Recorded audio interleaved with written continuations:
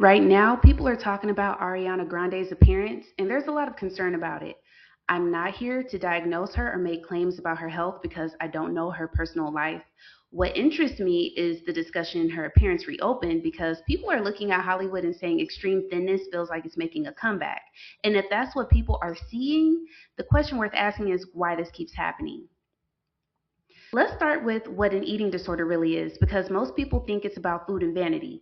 For a woman dealing with one, it's about control because when everything in her life feels out of her hands, what she eats becomes the one thing she gets to decide on. Then there's perfectionism, where nothing she does is ever good enough and her physique turns into one more thing to fix. Underneath that, you've got identity, dysmorphia, anxiety, and no other way to handle what she's feeling. Food is the part you can see, which is why telling a woman like that to just eat has never worked one time in history. Do yourself a favor and subscribe because the next part explains who benefits from all this. And this is what makes an eating disorder different from most mental illnesses. Say a woman develops one while she's still average sized. Nobody around her can tell yet because she looks the same as she always did. But as the disorder progresses and the weight starts coming off, people praise her for it. She gets compliments, she gets attention she wasn't getting before, and everybody's telling her she looks amazing and asking what she's been doing. So the disorder is getting reinforced by every single compliment, and it takes deeper hold while everybody around her thinks she's doing great. But it goes different for a woman who was already small and thin because there was never a point where the world praised her for changing. She was already at the standard. So when she starts going past that standard, she goes straight into being scrutinized and she skipped the whole reward phase entirely. So why does white American beauty propaganda push through the fashion and entertainment industry keep rewarding women for getting smaller? Beauty standards changing is normal. What you should be watching is the direction they keep moving in. In the 90s, we had heroin chic, where the look being sold was strung out and hollow. Then Y2K, where every magazine cover was a woman with her hip bone showing. Then a period where curves were in and women got surgery to build a shape the industry had decided it wanted. And now we're in the Ozempic era, where half of Hollywood shrank in 18 months and everybody's pretending they didn't. The standard keeps moving and it never moves toward healthy. Healthy is never the goal because there's always a smaller version to chase. So why does the standard keep changing at all? Because the standard women can really hit is worthless to the people selling it. There's no money in a goal you can actually reach. The diets, the surgeries, the shapewear, the injections, all of it depends on women getting close but never getting there. So the target has to keep moving and the direction doesn't matter as long as it's away from where most women already are. And there's a second reason the standard moves. Once regular women can achieve a look, it stops meaning anything.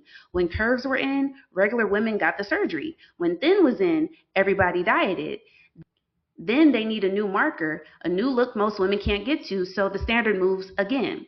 And you just watch this happen in real time. A few years ago, everybody wanted a BBL, and then the market flooded. Once every surgeon was doing them, prices dropped, and women were flying to Colombia and the Dominican Republic and Mexico to get the same work at a discount. So now any Jane Doe can access that look, and as soon as the look becomes that accessible, it stops being worth anything as a status marker. Women who already got them started getting reductions and calling them country club BBLs.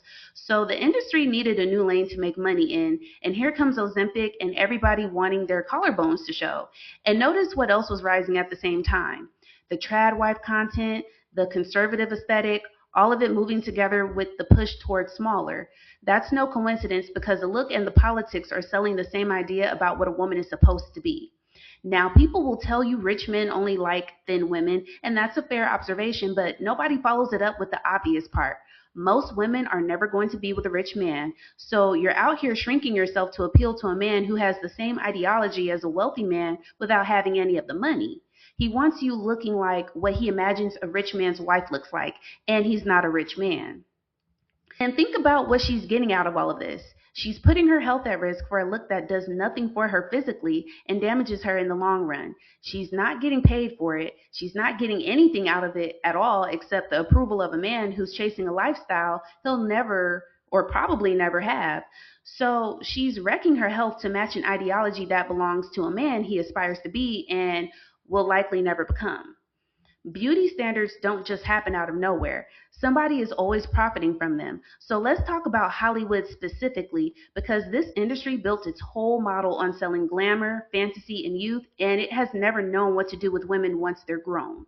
Every actress they built a brand on eventually becomes a grown woman, and instead of letting her mature on screen, the aesthetic pushes her backward. Smaller, softer, less developed, less like a woman who's lived a life. So you get grown women styled and shaped to look closer to girlhood than to her actual age. And this happens over and over across decades. So who benefits from grown women being pushed backward? Now, this next part is my interpretation of the broader cultural pattern. I think the resurgence of the frail frame has everything to do with patriarchy. Because look at what the ideal keeps doing. It keeps moving toward a woman who is physically smaller, who takes up less space, who looks less capable of standing her ground. Ask yourself why frail keeps becoming desirable and why curves get abandoned every couple of decades in favor of a physique with no curves on it at all. Think about why tiny is marketed as the height of femininity and why a grown woman is treated as most valuable when she looks least like a grown woman. Those questions have answers, and I don't think the answers are flattering to anybody. And you can hear it in the language because there's a whole vocabulary around this, and we act like it's normal. Tiny, petite, delicate, dainty, little, fragile. Every one of those is used as a compliment toward women, and every one of them describes something small and breakable.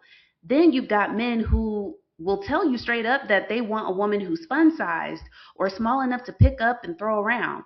And my opinion on that language is that it has nothing to do with how a woman looks.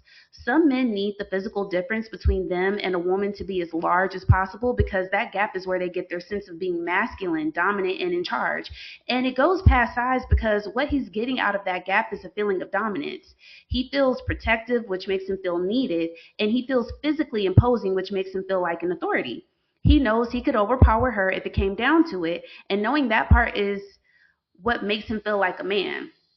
So her being small is making him feel powerful, and that has nothing to do with attraction. It's giving him a feeling about himself that he can't get on his own. And I want you to think about what it says that wanting a woman small enough to overpower gets treated as a normal preference. And this reminds me of the movie Shallow Hal. Jack Black's character is out here chasing women way younger than him and way out of his league. And he's sitting there with his friend critiquing female celebrity bodies. Britney Spears comes up because this is early 2000s and she was that girl. And his verdict on her physique is that it's too muscular. Too muscular. Are we talking about the same Britney Spears? Because Britney's physique was tough. And I mean that as the highest compliment.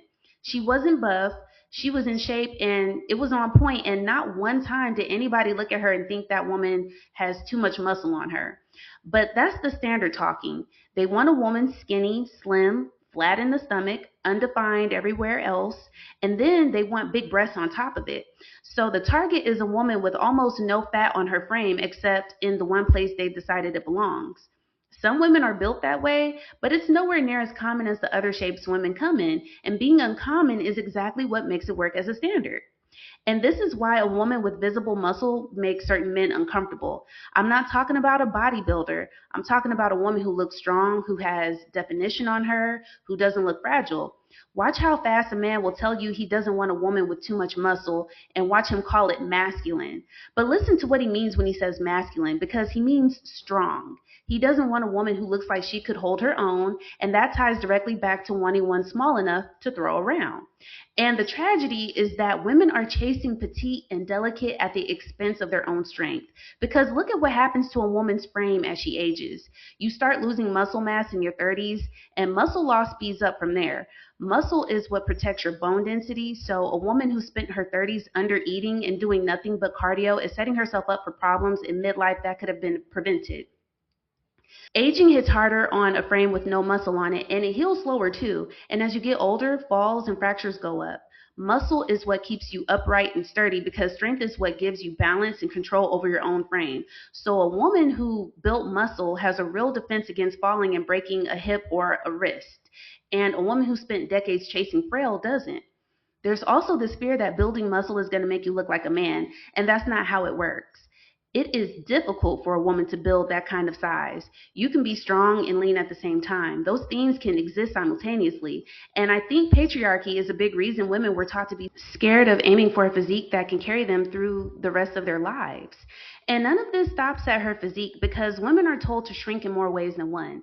Don't be too loud, don't be too ambitious, and whatever you do, don't intimidate men or make more money than him.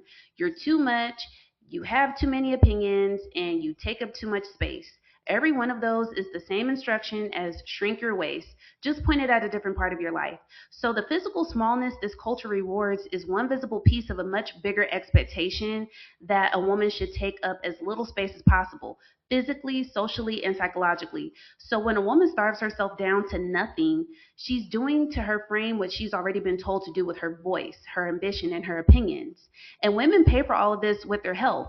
You lose your period, your bone density drops to where a fall breaks a hip, and your hormones stop working right.